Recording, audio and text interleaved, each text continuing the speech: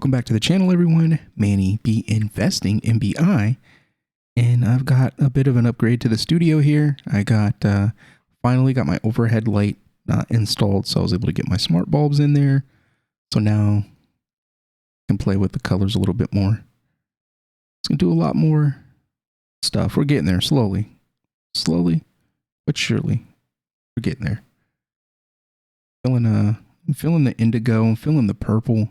I'm liking that. And it kind of is like the new dark scheme that Paribus has going on for itself. So let's take a look at Trustless. Let's check out this blog. So this is from May 2nd. I owe you guys a lot of posts, so let's get to reading. 1 month ago, Jerome Powell, head of the Federal Reserve in the U.S., announced that the banking system was sound and robust despite the collapse of several large banks. After raising rates a further 0.25%, he said, "We're committed to learning the lesson from this episode and to work to prevent events like this from happening again. As we prepare for another potential 0.25 rate hike on May 3rd, another major bank in the U.S., First Republic Bank, has collapsed." And I think they ended up doing 0.250, didn't they, on May 3rd?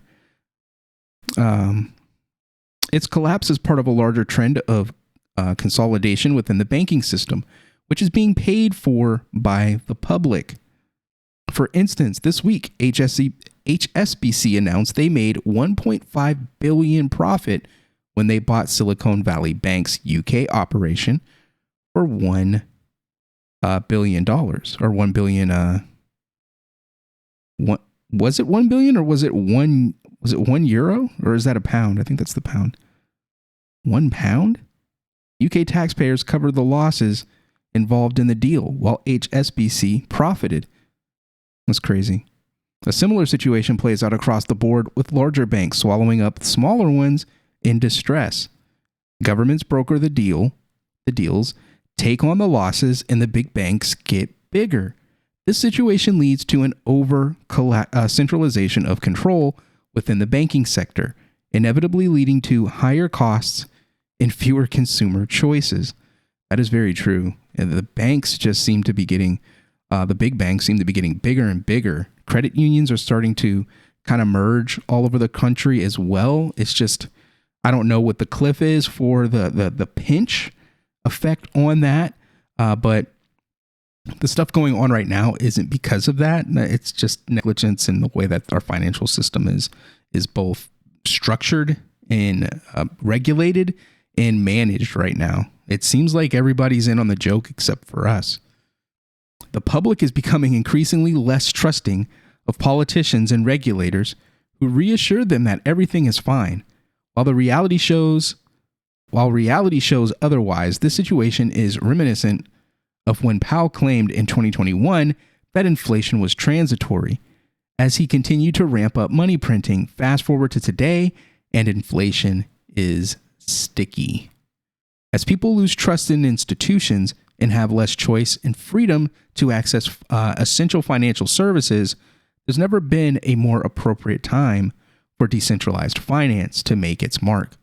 The key feature of DeFi is trustless, which means that the system does not require users to trust any central authority or intermediary to operate. Instead, trust is built into its protocols. Well, you'll have to trust the team that's building the protocols because bad things can happen in DeFi. Don't forget. Have short memories, people.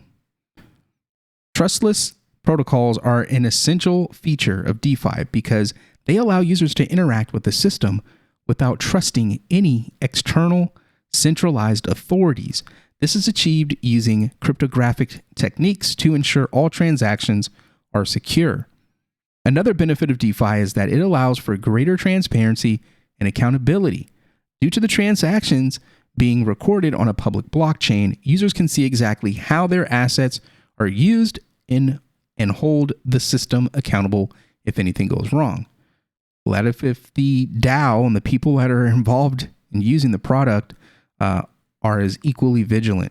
You can't go to sleep and expect this stuff to just work the way it should work because plenty goes wrong in the crypto world and in DeFi. Don't forget that it's not a simple fix for everything.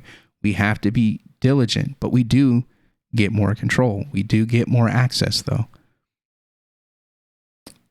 The contrast with traditional finance or TradFi, where transactions are often opaque and difficult to track.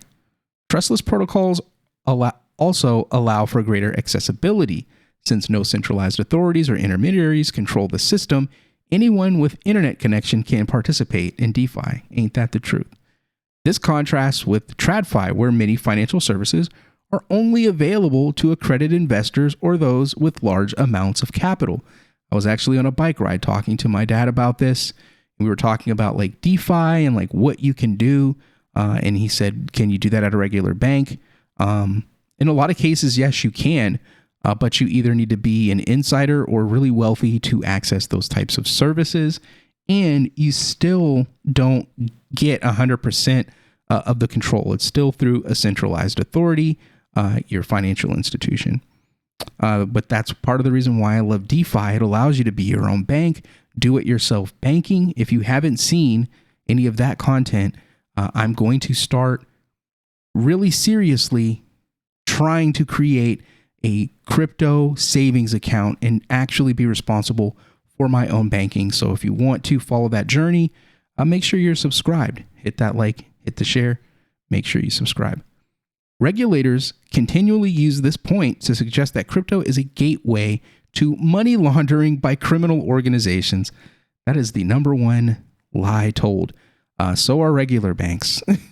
However, the opaqueness of the TradFi often benefits money launderers far more than transparency of blockchain, which is why banks are routinely prosecuted for failing to prevent it.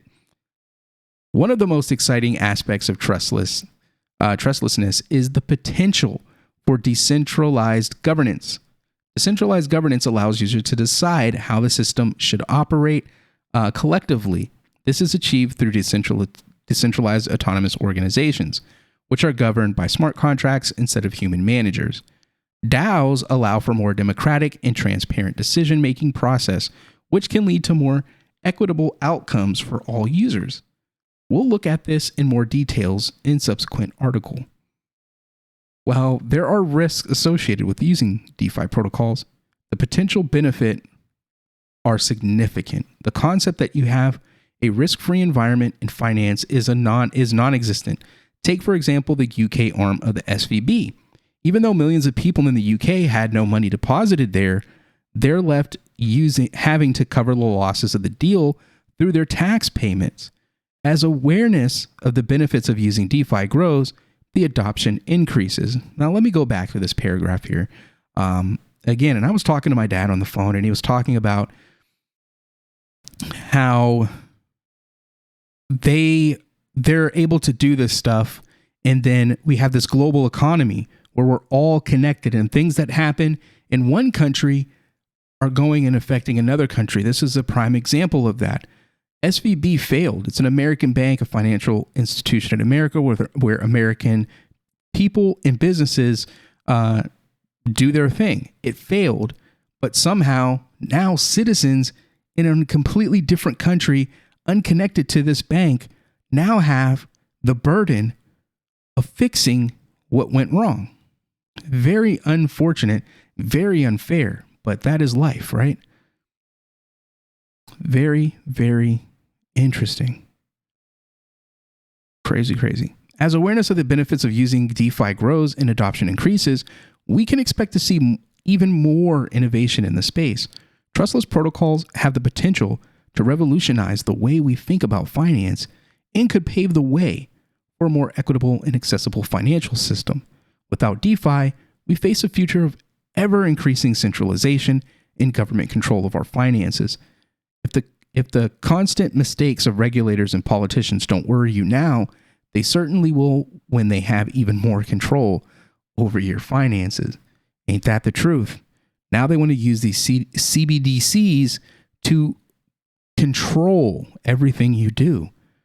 Imagine those programs where, you see those debates on Facebook maybe, where people are talking about the benefit cards or the EBT cards, where they say, well, they should make it so that they can't buy junk food and things like that.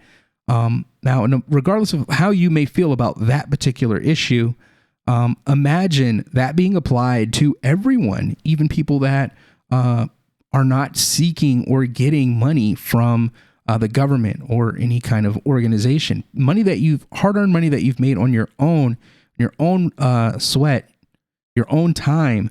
Imagine a government saying, you can't buy this with this money. We're going to go in and program it to say that you can't buy alcohol, you can't buy junk food, potato chips, because, I don't know, you did something that your government didn't like. Maybe you said the president was a poo-poo head or something like that. Maybe you posted something on Facebook that hurt someone's feelings. Now imagine, what if your local government could go in and say, all right, you made Sally down the street sad by saying, I don't know, her cookies didn't taste like anything. You made her upset and you said it on Facebook. Now you're docked. Now you can't buy sweets for 30 days, and they just press a button and now your bank account will not let you buy any sweets for 30 days. Now imagine that technology exists. They can implement that. They can do it. So you better pay attention. You better pay attention to this DeFi stuff. What's going on with DeFi, decentralized autonomous organizations. Just pay attention. The stuff is big and it's going to explode. And it's exploded this year, especially on Cardano.